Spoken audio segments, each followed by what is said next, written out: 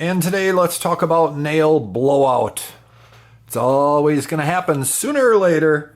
The varying densities of the wood or the way we have our nailer twisted is going to get us sooner or later, right? Now, I have a way that you can mitigate that big time. It's not going to happen every time now, but you can really save yourself a lot of time. One thing I thought was the answer, the magic answer. Let's back up this camera a little bit. One thing I thought was the answer is putting a foot on the bottom of a nailer or stapler so that you're always nailing parallel to the surface. That would mitigate this blowout game. And it really does help. But what's more important, believe it or not, is the way you're shooting in the nails. You can see in this demonstration here that the nailer was probably sideways because of the width of the slot.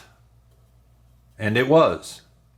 The front to back shows you which way the nailer was. Just that way.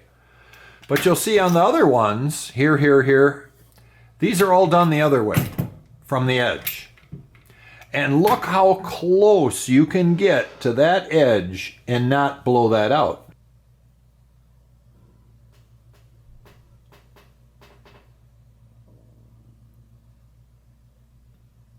You say to yourself, well, why is that? Did you nail, you toe-nailed, right? You were in at this angle and so it could never, no, they were all done just straight up and down.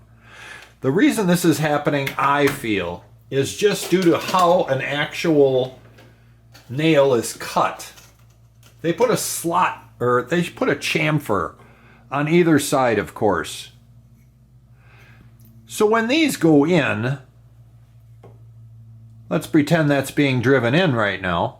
If it hits any variation, it's going to go left or right because of the chisel point that's been put on the front of this. What if we run it the other way?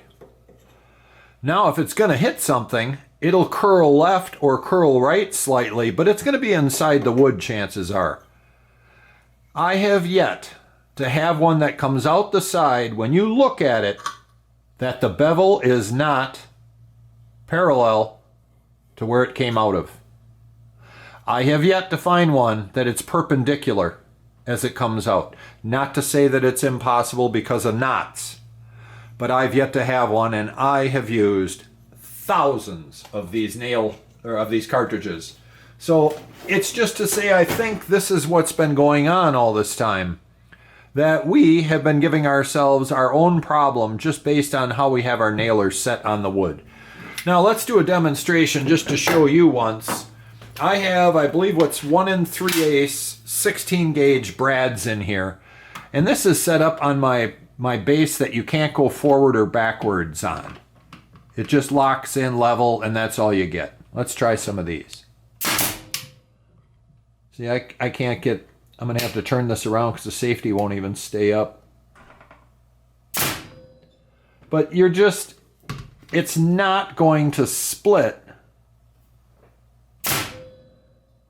because of the way the staple is. Now let's try them the other way once and see if it will split.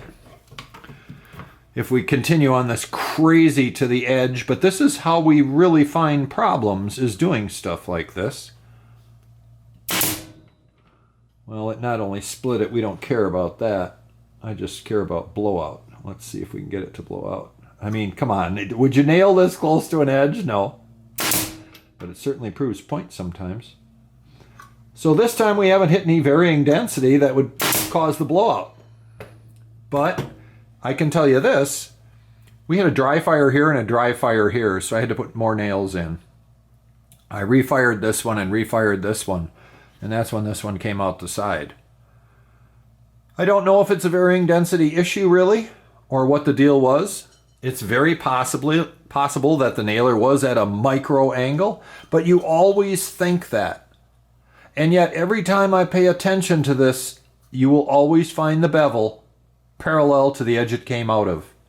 And to me, that is strongly saying the issue has to do with the bevel on the nail.